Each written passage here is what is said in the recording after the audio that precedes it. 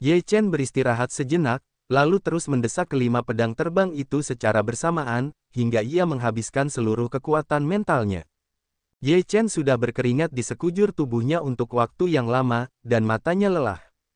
Namun, Ye Chen sudah sangat hebat. Ia telah berlatih selama 2 jam. Jika ia orang lain, ia akan koma untuk waktu yang lama. Ye Chen berhenti. Ia tahu bahwa pengembangan kekuatan spiritual tidak boleh terlalu banyak. Jika tidak, keadaan akan berubah menjadi ekstrim dan dapat melukai jiwanya. Oleh karena itu, ia harus berhenti untuk beristirahat pada waktu yang tepat. Ye Chen kembali ke kamarnya. Alih-alih beristirahat, ia malah berendam dalam air yang meneteskan darah ular purba untuk memurnikan tubuhnya. Rasa sakit yang hebat membuat wajah lelah Ye Chen banyak terbangun. Ia menyerap kekuatan darah ular purba itu. Kekuatan itu seperti jarum tipis yang masuk ke dalam tubuhnya dan ke tulang-tulangnya.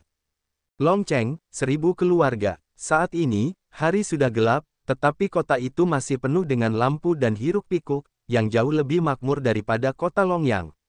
Di gerbang 1000 rumah, lentera digantung tinggi, dan lampu-lampunya terang, dan bersinar seperti siang hari. Pada saat ini, penjaga pintu keluarga Bai Yunshui berkata kepadanya, pintu Bai Yunshui menemui seorang wanita. Kedua penjaga gerbang Ding tercengang dan melihat Liu Piaoyue. Salah satu dari mereka berkata dengan jijik, apa awan ungu tinggal di Liu Piaoyue? Aku masih anggota sekte Huoyun. Haha, keluargaku sibuk dengan bisnis. Jangan membuat masalah di sini. Jika jauh, jangan salahkan kami karena bersikap kasar. Pengurus rumah tangga lainnya galak. Itu benar-benar pengganggu anjing, dan keberanian 1000 keluarga semakin kuat. Sekte Zixia tidak memperhatikannya lagi. Liu Piaoyue sangat marah dan mendesak pedang terbang untuk membunuhnya. Dia langsung menjatuhkan gerbang ribuan rumah. Kedua pelayan itu hanya merasakan embusan angin, dan ada suara keras. Mereka melihat bahwa gerbang telah rusak, dan wajah mereka pucat karena ketakutan. Orang macam apa yang berkeliaran di 1000 rumahku?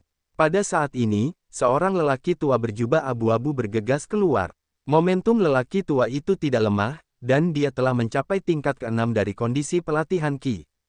Itu dia. Kedua anggota keluarga itu berdiri gemetar dan Liu Piaoyue. Liu Piaoxiu mengeluarkan sebuah token yang terbuat dari emas murni. Itu ditulis dengan 3 karakter besar Zixiazong. Lelaki tua berjubah abu-abu itu adalah seorang pria yang berwawasan luas. Melihat ketiga karakter ini, wajahnya berubah. Papa, kedua wajah dari 2 koki merah itu tertinggal di telapak tangan 2 telapak tangan yang segar. Kedua pelayan itu tercengang dan menatap lelaki tua berpakaian abu-abu itu dengan polos dan salah. Manajer, butakan mata anjingmu, orang dewasa dari sekte Zixia akan datang, dan kau tidak melaporkannya. Mulai hari ini, kau akan menjaga kandang babi untukku. Orang tua berjubah abu-abu itu berteriak. Dia adalah rubah tua. Dia telah bekerja untuk ribuan keluarga selama bertahun-tahun.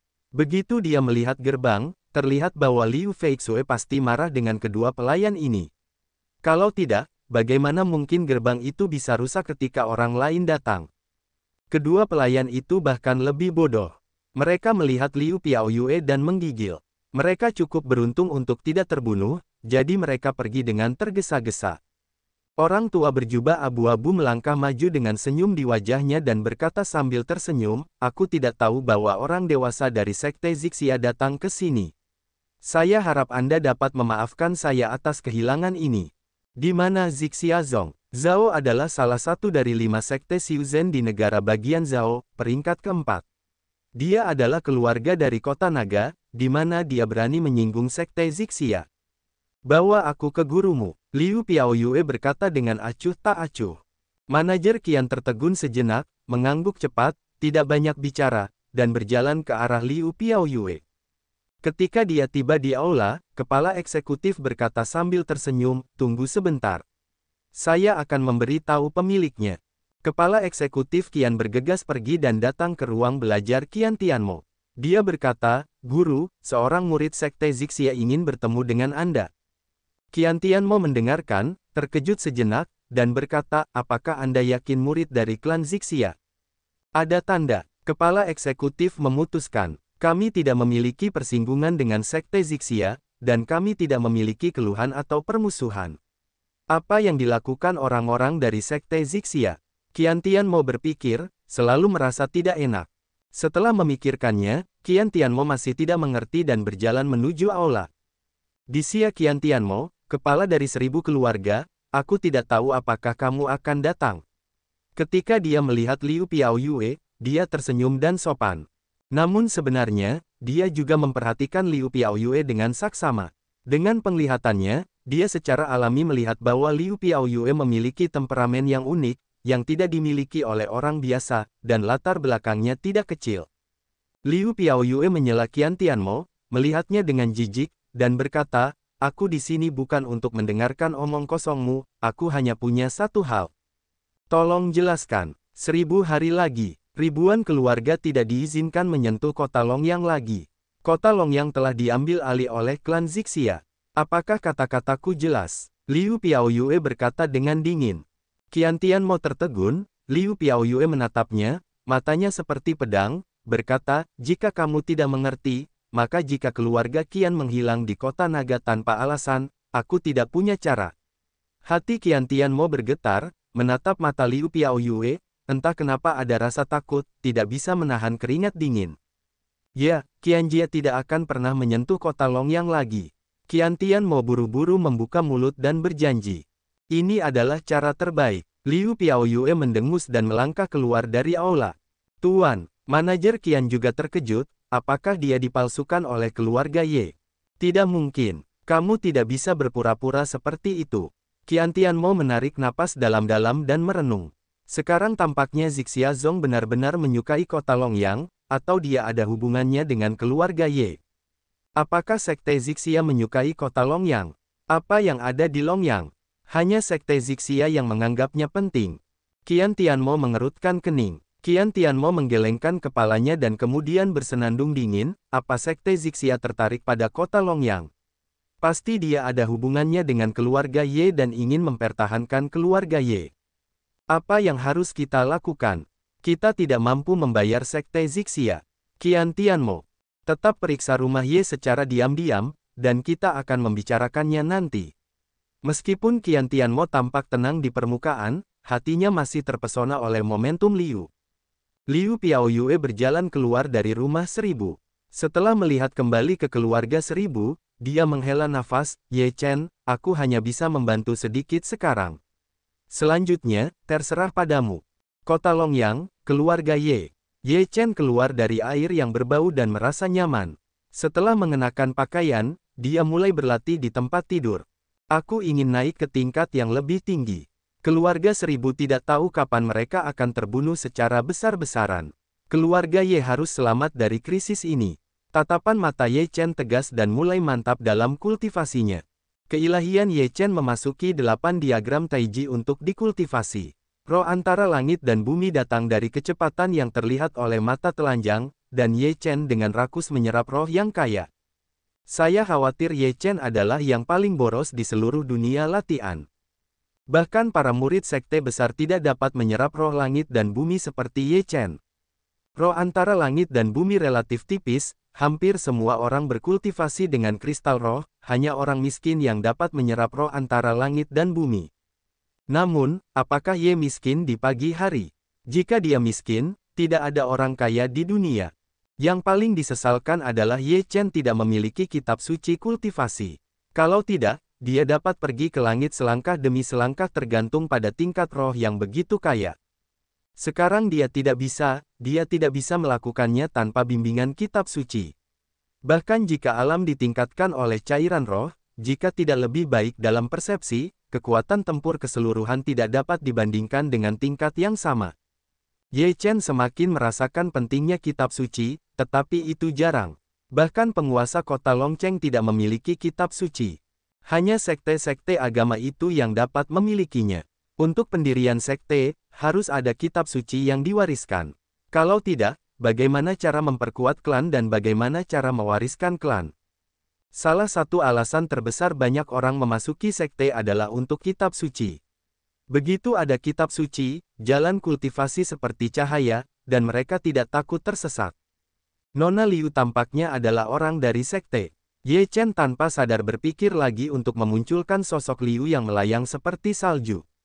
Ye Chen menghela napas, menggelengkan kepalanya, membuang pikiran-pikiran yang tidak teratur ini, dan berkonsentrasi pada kultivasi. Ye Chen mengunci diri di kamar dan berlatih selama 2 hari. Semangat yang diserap dalam 2 hari ini lebih banyak daripada yang telah diserapnya dalam beberapa tahun ini. Menurut kebenaran, Ye Chen dapat berhasil menembus 5 tingkat lingkungan pelatihan udara, tetapi Ye Chen sengaja menekannya. Tanpa kitab suci, Ye Chen hanya dapat mengandalkan penekanan napasnya untuk menstabilkan kondisinya, dan tidak sulit untuk menembus stagnasi setelah kondisi tersebut. Gunakan setetes darah ular purba ini untuk mengolahnya. Ye Chen mengeluarkan botol kecil berisi saripati darah ular purba dan menarik napas dalam-dalam. Darah ular purba mengandung kekuatan ular purba yang dahsyat, dan persepsi ular purba masih tersisa. Darah ini memiliki manfaat besar untuk kultivasi, dan dapat langsung digunakan untuk memengaruhi lingkungan pelatihan Ki 5 lapis, tanpa efek negatif. Namun, esensi darah ular purba terlalu kuat, dan Luoxiu tidak dapat memurnikannya sekaligus, hanya dapat diserap dengan sedikit pengenceran. Ye Chen membawa banyak air, lalu darah ular purba itu ke dalam air, airnya langsung mendidih, merah seperti darah, semakin kuat terus-menerus melonjak. Apakah itu akan sedikit terlalu kuat? Ye Chen menatap darah merah yang mengalir, menelan ludah, dia belum juga turun, keringatnya bercucuran. Nenek, seharusnya tubuh Ye Chen yang digerogoti, hatinya mendatar, akhirnya menanggalkan pakaian, melompat ke dalam tangki air. Begitu dia memasuki tangki air, Ye Chen merasakan sensasi terbakar yang hampir melelehkan kulitnya. Ye Chen menggertakkan giginya, dan mengerjakan rahasia metode itu, dan mulai menyerap kekuatan esensi darah ular purba dengan rasa sakit. Meskipun Ye Chen cukup siap, rasa sakitnya di luar dugaannya. Sekarang dia tidak bisa menyerah. Selama rasa sakitnya tidak bisa membunuh dirinya sendiri, dia akan bersikeras. Ini tidak hanya dalam kultivasi, tetapi juga dalam melatih kemauan mereka sendiri, tetapi juga dalam kultivasi kekuatan spiritual mereka sendiri. Darah ular purba penuh dengan darah, dan kekuatan ular terus bergerak di tubuh Ye Chen. Itu seperti melelehkan darah dan daging Ye Chen. Itu sangat panas, yang membuat tubuh Ye Chen tampak merah. Ye Chen menyeringai pahit, dan otot-otot wajahnya benar-benar cacat. Alisnya bukan alis, dan matanya bukan mata. Aku akan terus maju, dan aku tidak akan pernah jatuh. Ye Chen menggertakkan giginya, dan hampir setiap kata keluar dari jahitan giginya. Gumpalan kekuatan merah darah mengalir dari pori-pori Ye Chen ke dalam tubuh, menyentuh setiap saraf Ye Chen, seluruh tubuhnya membiru dan biru, otot-ototnya kencang, menahan rasa sakit yang luar biasa yang tidak dapat ditanggung oleh orang biasa. Rasa sakit seperti ini terlalu mengerikan. Bagi seorang biksu yang berada di puncak 4 tingkat pelatihan Qi, dia tidak dapat menahannya, bahkan jika dia memiliki kemauan yang kuat. Setelah beberapa saat, kesadaran Ye Chen mulai pingsan dan perlahan-lahan jatuh pingsan. Tepat ketika Ye Chen tidak sadarkan diri, 8 diagram Taiji di lapangan tiba-tiba berkedip dengan cahaya terang, dan para dewa bersinar, menyerap kekuatan esensi darah ular kuno.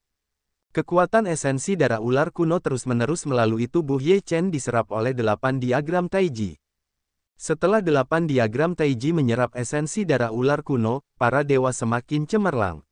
2 ikan yin dan yang dan 8 diagram yang sesuai juga muncul sebagai bayangan virtual. Pada saat ini, cahaya panas terpancar di kamar Ye Chen, dan bayangan besar diagram Taiji Bagua tergantung di kamar Ye Chen, dan terus berjalan.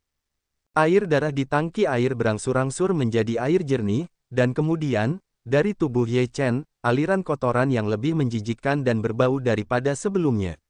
Pada saat ini, diagram 8 diagram Tai Chi yang tergantung di kamar Ye Chen sepenuhnya menghilang dan menyatu dengan dantian Ye Chen. Di ladang ramuan Ye Chen, diagram 8 diagram Taiji yang dikembalikan ke yang sebelumnya, yang terus-menerus menyerap aura langit dan bumi. Saya tidak tahu berapa lama setelah itu, Ye Chen terbangun samar-samar. Dia menggelengkan kepalanya dan melihat benda-benda kotor, menjijikkan, dan bau di tangki air. Dia hampir tidak memuntahkannya.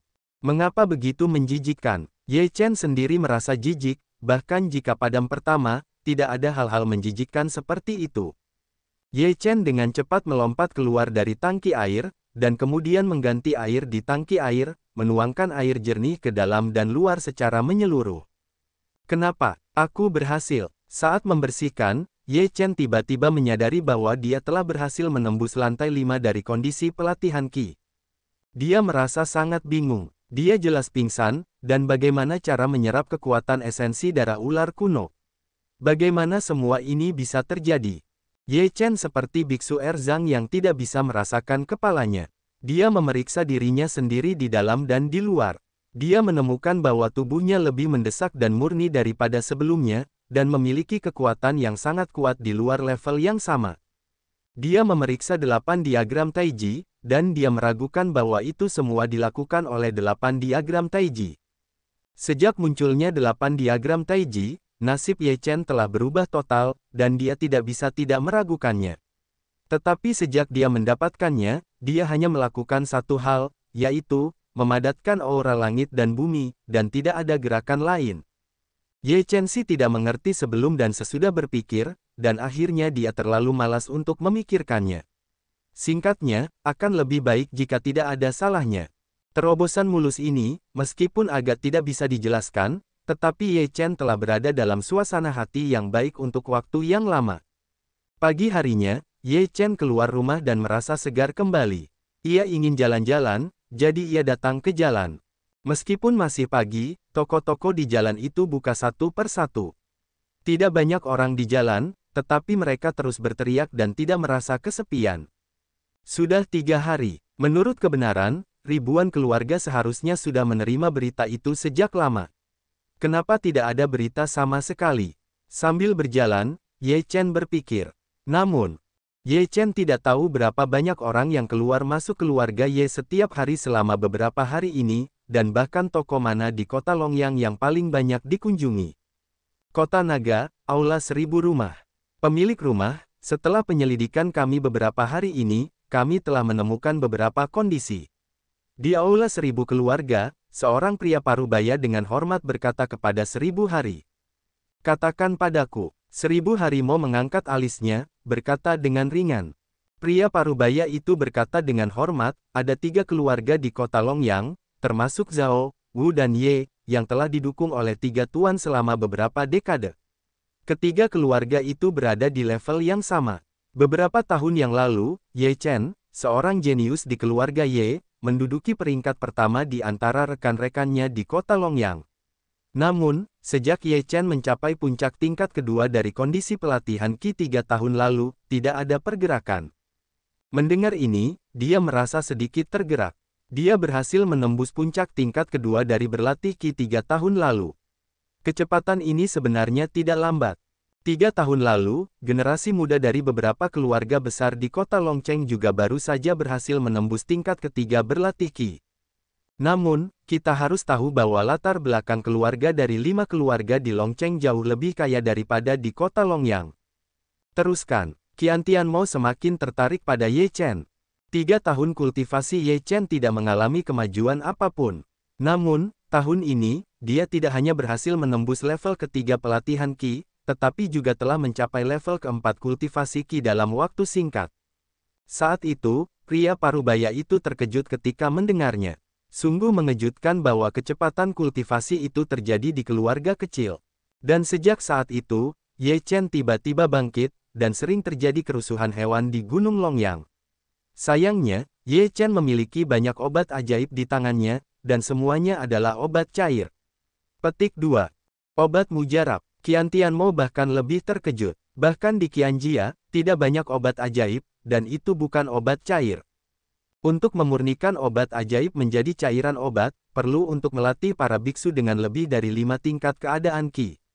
Jika tingkatnya tidak cukup, cairan obat yang dimurnikan tidak hanya akan menjadi tidak murni, tetapi juga kehilangan banyak kekuatan obat dalam proses pemurnian. Oleh karena itu, secara umum, kita tidak akan berlebihan. Ye Chen memiliki banyak obat cair, dan dia menjual banyak kristal merah.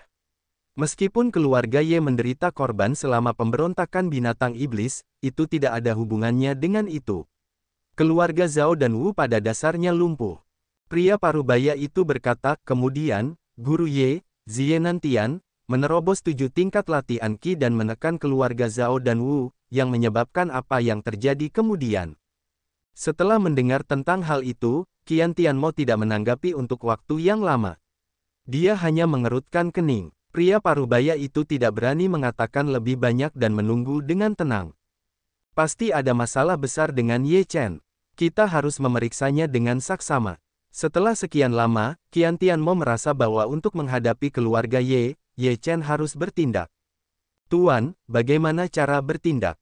Tolong jelaskan kepada keluarga. Pria parubaya itu berkata. Fokuslah pada Ye Chen. Jangan biarkan anggota keluarga Ye lainnya bersantai. Terus awasi. Selain itu, periksalah untukku apakah ada orang yang mendukung keluarga Ye, atau ada beberapa orang yang mencurigakan di keluarga Ye baru-baru ini, seperti seorang wanita. Qian Tianmo berkata dengan serius. Baiklah, aku akan segera melakukannya. Pria parubaya itu membungkuk untuk pergi. Tunggu sebentar. Qian Tianmo menghentikannya dengan tatapan dingin dan berkata, jika kamu punya kesempatan, kamu dapat menyelesaikan Ye Chen dan membawa tubuhnya kembali kepadaku dengan utuh. Ingat, kamu tidak boleh menyadarinya. Jika kamu melewatkan sesuatu, bawa kepalamu untuk menemuiku. Pria parubaya itu melihat perhatian Qian Tianmo, segera mementingkan dirinya sendiri, berkata, bawahan harus melakukannya dengan baik. Pergilah, Qian Tianmo melambaikan tangannya, pria parubaya itu meninggalkan aula. Ye Chen, Ye Chen. Qian Tianmo berbicara pada dirinya sendiri, dengan tatapan mata yang penuh dengan rasa ingin memusnahkan. Dia merasa bahwa Ye Chen adalah ancaman besar di masa depan, dan dia harus membasminya saat ini, jika tidak, itu akan menjadi iklim di masa depan dan akan sulit untuk menghadapinya. Meskipun Liu Piaoyue telah menghalangi ribuan Tianmo atas nama Zi Xiazong, tetapi itu adalah apa yang disebut kebijakan bahwa ada tindakan pencegahan di bawahnya. Jika tidak jelas, itu akan dimulai secara diam-diam. Singkatnya, ada kontradiksi yang tidak dapat diselesaikan antara 1000 keluarga dan keluarga Ye. Jika kita tidak menyelesaikan bencana keluarga Ye, Qian Tianmo tidak akan pernah merasa tenang. Di hati Qian Tianmo, selama Ye Chen terpecahkan, keluarga Ye tidak akan mampu melompat lama tanpa bantuan ribuan orang.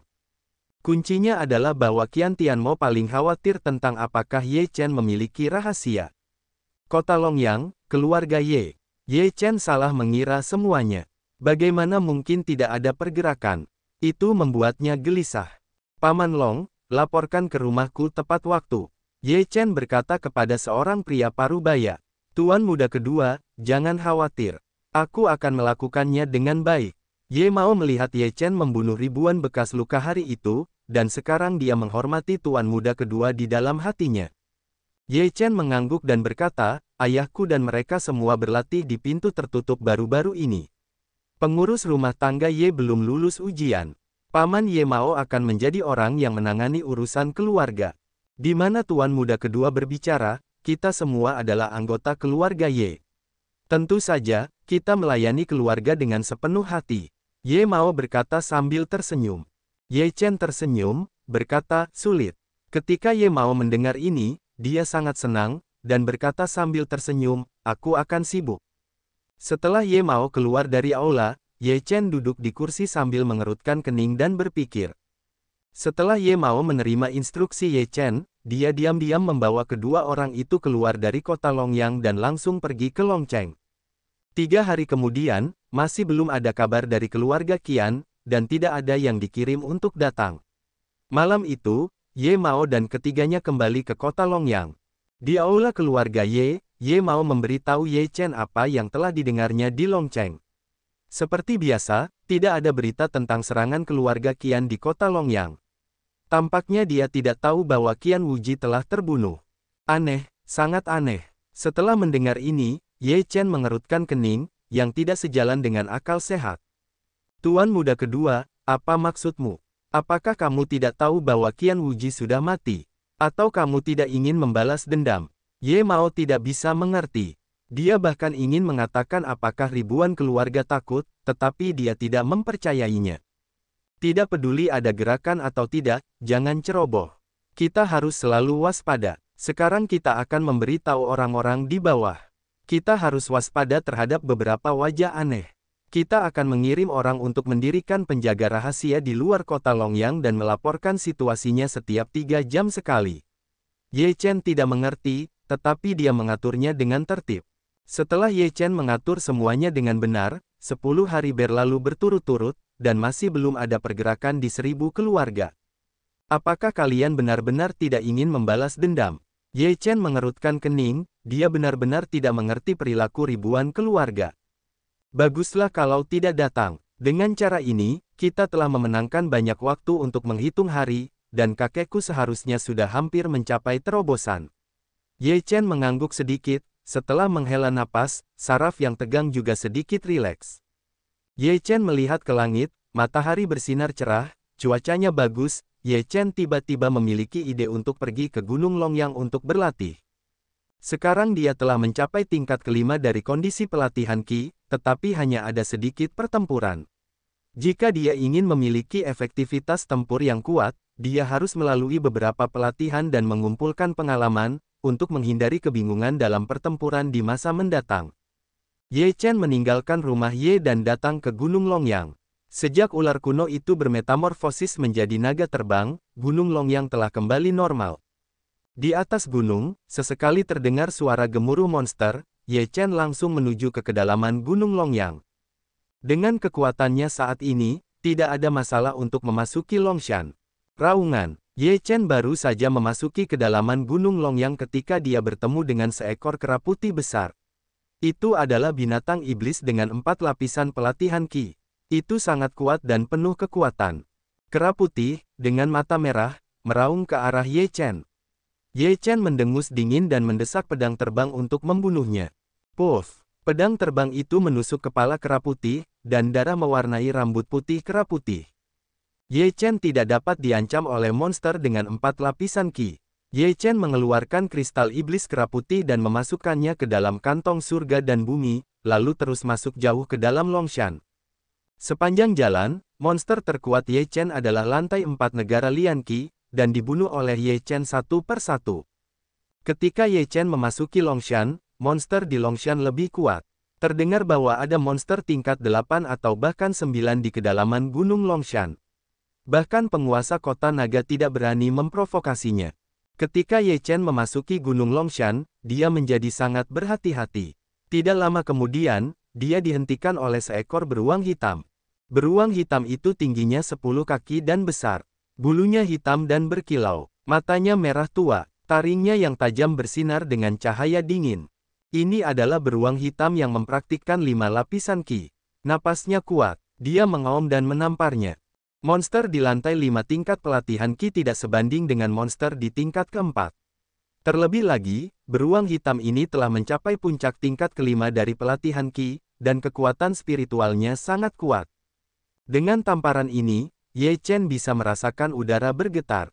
Ye Chen mengendalikan angin dan tubuhnya dengan cepat mundur. Ye Chen tidak mendesak pedang terbang untuk membunuh musuh, tetapi ingin bersaing dengan beruang hitam dengan tangan kosong. Dia telah menempa tubuhnya begitu lama. Saya tidak tahu seberapa kuat dia sekarang. Itu perlu diuji sekarang.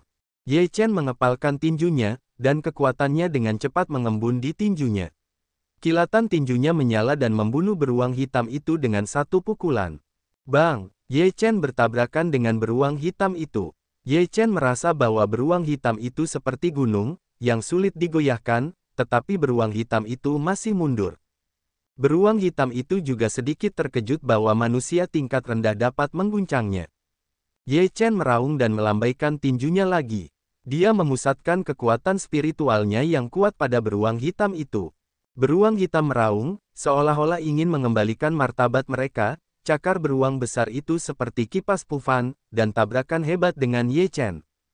Beruang hitam itu merasakan sakit yang tajam dari cakarnya, dan retakan muncul di cakarnya. Pada saat yang sama, Ye Chen juga merasakan bahwa kekuatan fisiknya telah melampaui orang biasa, dan dia bahkan dapat bersaing dengan monster dengan tangan kosong dan menempati keuntungan. Monster yang paling kuat adalah tubuh dan kekuatan, pertahanannya lebih kuat, tidak ada manusia yang bisa melawan. Di alam yang sama, monster jauh lebih kuat daripada manusia. Jika kebanyakan biarawan bertemu monster, mereka tidak akan bertarung dalam pertempuran jarak dekat. Mereka pasti akan membunuh mereka dengan senjata. Ye Chen menyeringai, lebih percaya diri, dan bergegas maju dengan tinjunya. Beruang hitam itu bahkan lebih marah, meraung meroket, tubuh besar jenderal itu bergegas menuju Ye Chen. Satu orang dan satu binatang bertarung bersama, dan mereka bertabrakan dengan ganas. Ye Chenyu membunuh semakin banyak pemberani, beruang hitam itu memukul mundur, beruang hitam itu melihat situasinya, segera mengungsi. Luoxiu mendengus dingin dan mendesak pedang terbang untuk membunuhnya. Dia menusuk kepala beruang hitam itu. Efek dari pendinginan darah ular purba itu sangat bagus, tetapi darah ular purba milikku sangat sedikit. Ye Chen menghela napas dan bersiap untuk mengeluarkan kristal iblis beruang hitam itu. Bang! Namun, pada saat ini, Ye Chen mendengar suara tumpul di belakangnya, seolah-olah ada sesuatu yang jatuh dari langit. Ye Chen menoleh ke belakang dan mengerutkan kening. Dia tampak seperti sosok yang tergeletak di jarak puluhan meter. Dia melihat ke langit, melihat sosok-sosok di tanah, dan berkata dengan heran, apakah itu benar-benar jatuh dari langit? Ye Chen perlahan mendekati sosok itu, hanya sekitar 2 kaki dari sosok itu. Pria itu tiba-tiba bergerak dan mengeluarkan sosok Hati Ye Chen terkejut, segera mendesak pedang terbang, siap untuk diserahkan kapan saja. Tetapi setelah pria itu berkata, tidak terjadi apa-apa. Ye Chen memperhatikan cukup lama sebelum dia mendekat lagi. Dia melihat ada banyak darah pada pria itu. Anehnya dia tidak jatuh dan berdarah ketika dia jatuh dari langit. Mereka yang bisa terbang ke langit dan memasuki bumi pastilah yang kuat di atas kondisi dasar. Mereka dihormati oleh semua orang di seluruh negara bagian Zhao. Ye Chen membalikkan pria itu. Dia sangat terkejut. Dia adalah pria parubaya, sekitar 40 tahun, dengan garis luar yang jelas dan wajah pucat. Ada beberapa luka di dadanya, yang mengejutkan. Sumsum tulangnya terluka dan bahkan organ dalamnya bisa terlihat. Namun, pria parubaya itu masih hidup, dan Ye Chen terkejut. Jika biksu yang berlatih keadaan Qi terluka seperti ini, dia pasti sudah mati. Pada saat ini, pria parubaya itu tiba-tiba membuka matanya, menunggu sepasang mata besar untuk melihat Ye Chen. Ye Chen terkejut, dan bahkan mundur beberapa langkah ke belakang. Kekuatan spiritual melonjak dan pedang terbang itu tergantung di depannya. Adik kecil, pria parubaya itu berteriak sangat lemah. Ye Chen tertegun sejenak, lalu mendengar pria parubaya itu berkata, "Tolong aku." Suara pria parubaya itu lemah, seperti dari tenggorokan, tidak terlalu jelas. Namun, pada saat ini, 2 sosok terbang di langit. Wajah pria parubaya itu sangat berubah, dan warna yang ganas melintas di matanya, dan giginya dipenuhi dengan kekuatan spiritual dan dia duduk. Ye Chen bahkan lebih terkejut dan mundur sejauh 3 zang. Namun, pria parubaya itu melemparkan sekantong surga dan bumi dan berkata dengan dingin, "Simpan untukku. Jika aku tidak mati, aku akan mengambilnya." Kantong surga dan bumi jatuh di depan Ye Chen, sementara pria parubaya itu dengan cepat ke arah yang berlawanan dari 2 bayangan itu. Ye Chen tertegun sejenak. Dia tidak mengerti situasinya. Dia baru saja mengambil tas surga dan bumi di tanah. 2 hembusan angin yang bertiup darinya membuatnya merasa dingin di punggungnya. Ye Chen dengan cepat berbalik dan melihat 2 pria parubaya lainnya di belakangnya. Setiap pria parubaya itu kuat dan memiliki mata yang tajam. Dia menatap tas surga dan bumi di tangan Ye Chen dan matanya bersinar. "Nak, berikan tas surga dan bumi itu." Salah satu dari mereka pria parubaya yang agak tinggi minum. Seluruh tubuh ini minum, membuat Ye Chen merasa pusing, di dalam hatinya sangat terkejut. Ini adalah karakter yang sangat kuat, hanya minum banyak, dapat membuatnya pusing dan otaknya membengkak. Ye Chen bangun, dan wajahnya menjadi sangat bermartabat. Tas surga dan bumi diberikan kepadanya oleh pria itu. Tetapi sekarang menghadapi orang yang sangat kuat, dia tidak tahu apakah dia memberi atau tidak. Bahwa itu adalah minuman yang banyak, tetapi Ye Chen tidak tahan untuk memikirkannya. Dia merasakan gelombang besar datang ke arahnya, dan dia terguncang untuk terbang keluar. Kantong surga dan bumi keluar. Puff! Ye Chen memuntahkan darah dan merasakan sakit yang tajam di dadanya, yang membuatnya menunjukkan giginya. Kedua pria parubaya itu mendapatkan kantong Qian Kun dan segera menghapus bekas kantong itu dan membaliknya ke dalam dan keluar. "Kenapa tidak?" Salah satu wajah pria parubaya berjubah biru berubah. Pria parubaya yang tinggi itu menatap Ye Chen dan berkata, "Di mana pria yang memberimu kantong surga dan bumi ini?" Ye Chen melihat bahwa mereka tampaknya sedang mencari sesuatu, dan benda itu kemungkinan besar ada di kantong surga dan bumi, tetapi sekarang tidak ada di kantong surga dan bumi. Ye Chen segera bangun dan menggunakan dirinya sendiri. Pria itu jelas ingin memikat kedua pria itu dengan kantong surga dan bumi untuk mengulur waktu untuk melarikan diri. Ye Chen sekarang memiliki dorongan untuk melompat dan mengutuk. Dia juga ingin melindungi kantong surga dan bumi. Bagaimanapun, dia dipercaya oleh orang lain. Sekarang tampaknya dia terlalu naif. Karena kamu tidak baik, aku akan berlaku tidak adil. Pria itu pergi ke arah sana. Dia sangat terluka sehingga dia tidak bisa berjalan jauh. Nenek, aku terluka. Ye Chen berdiri dengan kesakitan dan menunjuk ke arah pelarian pria parubaya itu dan memarahi. Melihat Ye Chen begitu marah, kedua pria parubaya itu saling memandang. Mengetahui hal ini, Ye Chen tentu saja tidak mengetahuinya dan tidak mempedulikannya. Mereka berbalik dan mengejarnya. Aku hampir membunuhku saat aku menyekanya. Ye Chen mengusap dadanya dan mengalihkan pandangannya. Dia melihat ke arah lari kedua pria parubaya itu dengan rasa ingin tahu dan berkata, sepertinya ada hal-hal yang sangat penting di dalam tas surga dan bumi. Bahkan jika dia akan mati, dia tidak ingin menyerahkannya. Saya harus pergi dan melihatnya. Ye Chen minum 2 botol cairan spiritual, lalu memulai teknik fog dan segera mengikutinya. Ye Chen tidak berlari lama sebelum mendengar suara perkelahian tidak jauh dari sana. Li Xiongfeng, serahkan barang-barang itu dengan patuh dan tinggalkan seluruh tubuhmu. Sebuah teriakan keras terdengar, dan Ye Chen tahu itu adalah suara seorang pria parubaya berjubah biru. Aku sudah memberikannya kepada orang lain. Itu sama sekali bukan milikku. Kau pikir aku tidak tahu? Tidak ada yang kita inginkan di dalam tas surga dan bumi itu. Pria parubaya yang tinggi itu berkata dengan dingin. Kalau begitu aku tidak tahu. Anak itu pasti telah mengambilnya. Nenek, aku memberinya sesuatu untuk dijaga, dan itu jatuh ke sakunya. Li Xiongfeng berkata dengan wajah marah. Apakah kau pikir aku akan percaya? Tas surga dan bumi itu memiliki tandamu, dan anak itu hanya berlatih tingkat kelima dari keadaan Qi. Tidak mungkin untuk mengambil isinya. Jangan bicara omong kosong padanya. Bunuh dia dulu, dan barang-barang itu akan datang dengan sendirinya. Pria parubaya berjubah biru itu meneguk minuman dingin. Apakah kau pikir kau bisa mendapatkan sesuatu dengan membunuhku? Sekarang, kau pikir itu masih ada di dalam diriku? Li Xiongfeng tersenyum dingin. Pria parubaya berjubah biru dan pria jangkung itu mengubah raut wajah mereka dan saling memandang. Pria parubaya berjubah biru itu mendengus dingin, aku tidak peduli apakah kau ada di dekatmu atau tidak. Aku akan membunuhmu terlebih dahulu. Aku akan menyiksamu dan melihat apakah kau mengatakannya atau tidak. Raut wajah Li Xiongfeng berubah. Dia menggertakkan giginya dan berkata, jika kau membunuhku, kau tidak ingin mendapatkannya.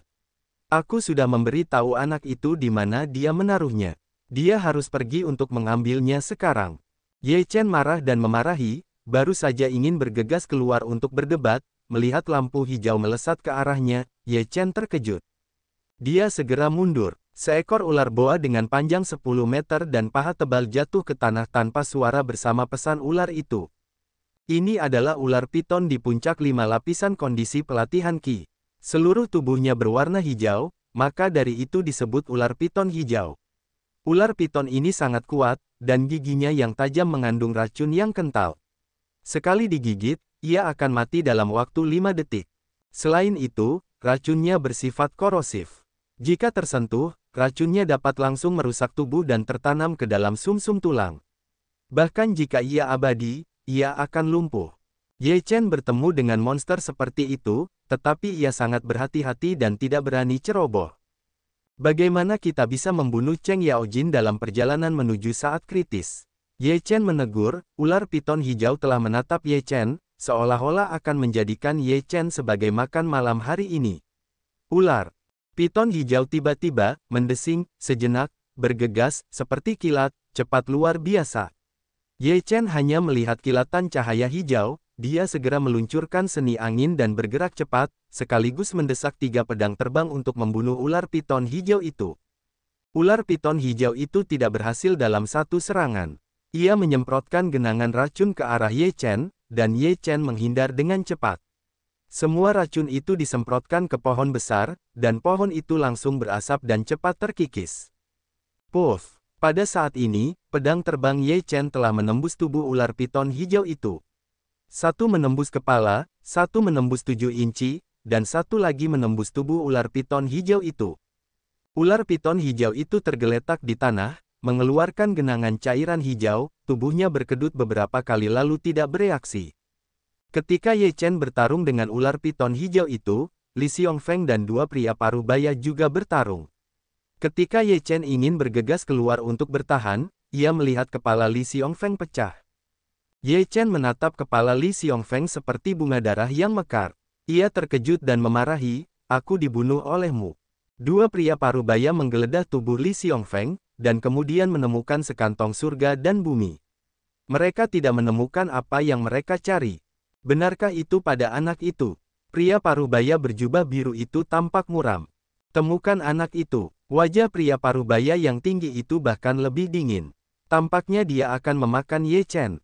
Dia merasa ditipu oleh semut pengganggu di lantai 5 tingkat pelatihan Qi. Ini memalukan. Sudah berakhir. Ye Chen tahu bahwa bahkan jika dia pergi untuk membela sekarang, dia sudah mati dan tidak memiliki bukti. Dia segera meluncurkan seni populer untuk melarikan diri. 2 pria paruh baya itu lebih cepat, segera melihat sosok Ye Chen, segera meraung, "Nak, berhenti untukku, berikan aku barang-barang itu."